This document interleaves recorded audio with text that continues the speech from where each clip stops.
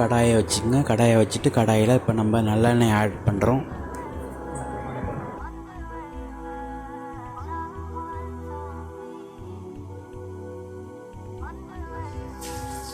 எண்ணெய் நல்லா சூடானோன்னு சோம்பு, பட்டை, கிராம்பு, லவங்கம், ஏலக்காய், பிரியாணி இலை எல்லாத்தையும் சேர்த்துக்கிறோம். அதுக்கப்புறம் கருவேப்பிலை சேர்க்குறோம்.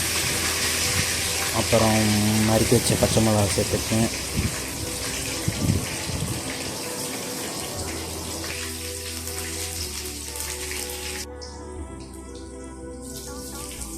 இதெல்லாம் நல்லா பொரிஞ்சோன்னு வெங்காயம் சேர்க்குறோம். வெங்காயம் நல்லா வதங்கினதுக்கப்புறம் நறுக்கி வச்ச பூண்டு சேர்த்துக்குங்க.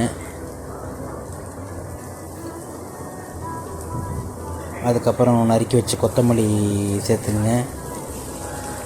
அதுக்கப்புறம் இஞ்சி பூண்டு பேஸ்ட்டு சேர்த்துங்க.